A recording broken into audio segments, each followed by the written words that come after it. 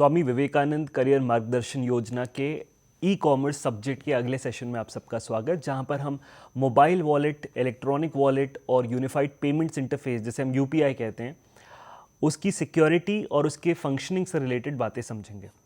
तो mobile wallet और e wallet धीरे धीरे हमारी लाइफ के इतने इम्पॉर्टेंट पार्ट्स बन गए कि हम पेटीएम या गूगल पे, मोबीक्विक, फ़ोन पे ऐसे एप्लीकेशंस जो है हमारे पास अमूमन रहते ही हैं, और कहीं भी हमें पेमेंट करना होता है मोबाइल निकाल कर क्यूआर कोड स्कैन करें और तुरंत पेमेंट कर दें।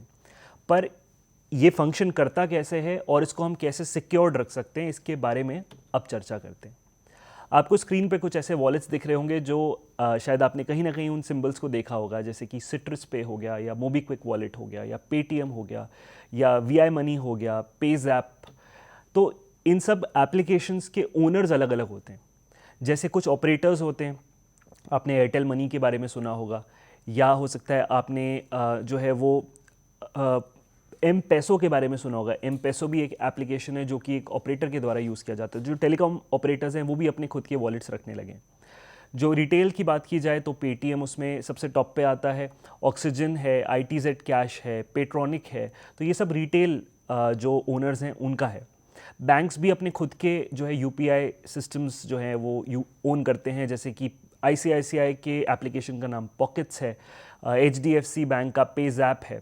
तो ये सब बैंक्स भी अपने खुद के एप्लीकेशंस रखते हैं। योनो का नाम तो आपने सुना ही होगा। रेमिटेंसेस में आ जाते हैं पेयू मनी या फिर ऑक्सीजन।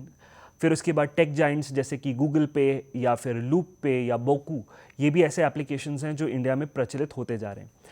और अगर हम पॉइंट ऑफ सेल्स की बात करें तो पॉइंट ऑफ सेल में आपने देखा होगा कई बार एप्लीकेशन का खुद का वॉलेट होता है कि आपने एप्लीकेशन के अंदर पैसे जोड़ दिए और जब भी आप जाते हैं आप अपना मोबाइल नंबर बताइए, ऑटोमेटिकली उस वॉलेट में से पैसे कटते चले जाते हैं। इनके सर्विस प्रोवाइडर्स फ्लिपकार्ट हो सकते हैं, जिसमें फ्लिपकार्ट के कॉइन्स भी कलेक्ट होते हैं और फ्लिपकार्ट में आप पैसे भी ऐड कर सकते हैं। अमेजॉन का खुद का वॉलेट है, ग्रोफर्स का खुद का वॉलेट है, बिग बास्केट का खुद का वॉलेट है, बुक माई शो के अंदर भी हम पैसे ऐड कर सकते हैं, हंगामा नाम का जो एप्लीकेशन है उस पर भी हम पैसों को ऐड कर सकते हैं। तो ऐसे करके वॉलेट्स जो हैं वो इंडिया में बहुत तरीक़ों के हैं। तो इन वॉलेट्स को आप समझते हैं कि किस तरीके से फंक्शन करते हैं। पहले ये जानना ज़रूरी है कि ब्रिक एंड मोर्टार बिजनेस क्या होता है और प्योर ऑनलाइन बिजनेस क्या होता है। मान लीजिए मेरी कोई दुकान है जो कि ईंट और सीमेंट से बनी है, तो वो एक ट्रेडिशनल फॉर्म ऑफ बिजनेस कहा जाता है, ब्रिक एंड मोर्टार। उसी को कहा जाता है ईंट और सीमेंट। तो इस माध्यम से बनाई हुई दुकान में जो है वो कस्टमर को खुद चलकर आना पड़ता है। वो सामान सामने देखते हैं, फील करते हैं, चेक करते हैं और उनको लगता है कि हाँ ये सही है, और वो आपको पैसे देके जो है वो ख़रीद लेते हैं। तो ये फॉर्म ऑफ ट्रेडिशनल बिजनेस, चाहे इसका पेमेंट जो है वो कैश में किया जाए या जो है यूपीआई के माध्यम से किया जाए, ये प्रोसेस ऑफ सेलिंग जो है वो ब्रिक एंड मोर्टार बिजनेस कहलाता है। अब मान लेते हैं कि कोई एक ऐसा बिजनेस है जो केवल एप्लीकेशन के माध्यम से चलता है।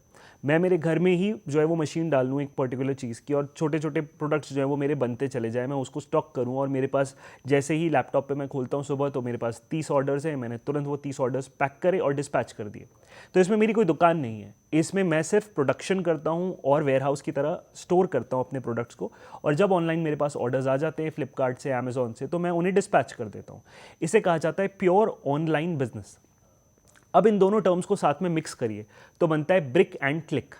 ब्रिक एंड क्लिक का अर्थ होता है कि मेरे पास एक ट्रेडिशनल शॉप भी है जिसमें मैं सेल करता हूँ, जहाँ मेरे पुराने बंधे हुए ग्राहक हैं जो कि लोकल जो है लोकली अवेलेबल हैं, तो वो आते हैं और सामान खरीद के चले जाते हैं। साथ ही मैंने अपनी ही दुकान को जो है वो ऑनलाइन भी लिस्ट कर रखा है अमेजॉन और फ्लिपकार्ट पे, और मेरे पास ऑनलाइन भी ऑर्डर्स आते हैं।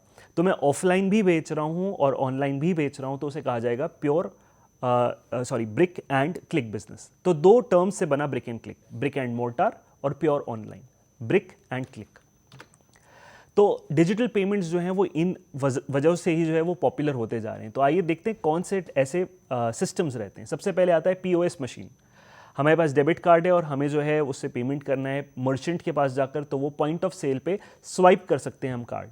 आपने पेटीएम के कार्ड्स देखे होंगे, आपने हो सकता है पेटीएम के कुछ साउंड बॉक्सेस भी सुने होंगे जिनके अंदर तुरंत पैसे जैसे रिसीव होते हैं तो वो बोल पड़ती है कि आपसे 340 रुपये प्राप्त हुए। तो ये पॉइंट ऑफ सेल मशीन्स हैं जिनका काम है केवल स्वाइप करना, डेबिट कार्ड के पिन नंबर को एंटर करना, और ऑटोमेटिकली जो है वो रसीद बाहर आ जाती है। इनके अंदर यूज़ होने वाली चीज़ें जो हैं वो हैं डेबिट कार्ड्स और क्रेडिट कार्ड्स।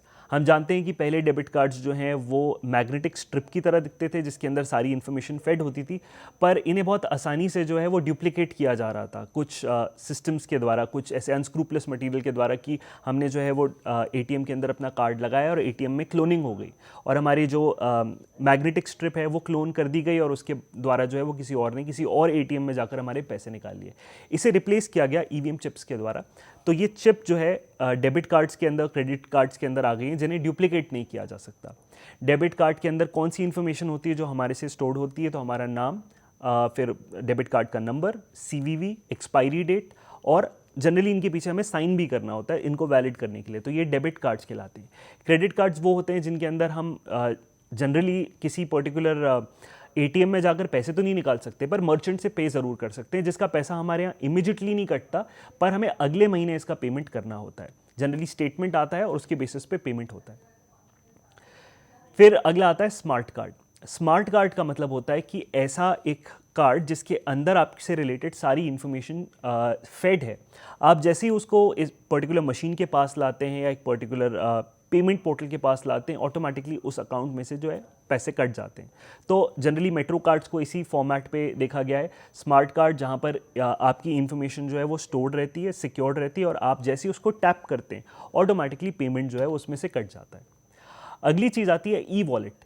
ई वॉलेट का मतलब होता है इलेक्ट्रॉनिक वॉलेट, जिसमें हमें सबसे पहले उस एप्लीकेशन को गूगल प्ले के माध्यम से या फिर हो सकता है प्ले स्टोर के माध्यम से डाउनलोड करना पड़ता है अपने फ़ोन के अंदर। फिर हमें रजिस्टर करना पड़ता है अपना मोबाइल नंबर, अपनी ईमेल आईडी, और फिर हमें हमारे केवाईसी के डॉक्यूमेंट्स जो है वो अपलोड करने होते हैं। फिर हम उसे अपने बैंक अकाउंट के साथ जो है वो लिंक करते हैं और बैंक अकाउंट से लिंक होने के बाद उसके अंदर फाइनली हम मनी ऐड कर सकते हैं। इसके परफेक्ट एग्जाम्पल्स हो सकते हैं आईसीआईसीआई बैंक का एप्लीकेशन, अमेजॉन पे, गूगल पे, पेटीएम, भीम एक्सिस पे। सो ये सभी ई वॉलेट्स के पार्ट्स हैं। अब ये ई वॉलेट्स तो जो मैंने आपको बताया वो 3 हिस्सों में डिवाइड होते हैं। पहला होता है क्लोज्ड कैटेगरी, दूसरा होता है ओपन कैटेगरी और तीसरा होता है सेमी क्लोज्ड या सेमी ओपन, जो भी आप नाम से उसको कहें। तो आइए उन श्रेणियों को समझते हैं। तो भारतीय रिजर्व बैंक जो है इस वॉलेट को 3 पार्ट्स में डिवाइड करता है। पहला बंद कैटेगरी, जिसके अंदर यूजर्स केवल ट्रांजैक्ट कर सकते हैं with the issuer of the wallet और with the users of the same digital wallet. तो मान लीजिए कि मैं ओला मनी पे पैसे ऐड करता हूँ और मुझे अपने परिवार में किसी को जो है वो ओला मनी पे पैसे ट्रांसफ़र करने हैं, तो विद इन दोज 2 यूज़र्स वो पैसे जो है वो ट्रांसफ़र हो सकते हैं। साथ ही अगर मैं ओला की कोई कैब बुक करता हूँ और मुझे उसका पेमेंट करना है तो ऑटोमेटिकली उस पर्टिकुलर वॉलेट से ओला की उस सर्विस का पेमेंट जो है वो कट जाएगा। तो वो भी एक फॉर्म ऑफ क्लोज्ड वॉलेट रहता है, पर इससे मैं किसी मर्चेंट को और पे नहीं कर सकता या ओला मनी का यूज़ करते हुए मैं किसी और पर्टिकुलर पेमेंट को नहीं कर सकता। दूसरा आता है सेमी क्लोज्ड या सेमी ओपन, जो भी आप इसको कहना चाहें। सेमी ओपन का मतलब होता है कि जहाँ पर मर्चेंट्स को सबसे पहले ऑनबोर्डिंग एग्रीमेंट साइन करना होता है। जैसे हम जनरली देखते हैं क्यूआर कोड्स बने होते हैं, मोबाइल से हम क्यूआर कोड को स्कैन करते हैं और ऑटोमेटिकली हमारे अकाउंट से पेमेंट हो जाता है। यूज़र्स इन ट्रांजैक्शंस को जो है वो आसानी से मर्चेंट्स पे या स्टोर्स पे कर भी सकते हैं और साथ में ऑनलाइन अगर कुछ परचेज करना चाहें तो वो भी ऑनलाइन ऑफलाइन तरीके की परचेजिंग उस पर आसानी से हो सकती है। इसे कहा जाता है अर्धबंद वॉलेट। तीसरा आता है खुला वॉलेट, जो कि जिसका परमिशन लेना आरबीआई से सबसे ज़्यादा डिफ़िकल्ट है, बिकॉज इसमें कुछ ही ऐसे ट्रांजैक्शंस किए जा सकते हैं, जैसे कि इसमें एडिशनल फीचर्स हैं of being able to withdraw money from any ATM. कुछ बैंक्स हैं या कुछ इंस्टीट्यूट्स हैं जिनका पार्टनरशिप है इन मेजर बैंक्स के साथ, तो केवल यही खुले वॉलेट्स जो हैं या ओपन वॉलेट्स जो हैं उसका यूज़ कर सकते हैं। तो ये आरबीआई के द्वारा इसकी परमिशन दी जाती है।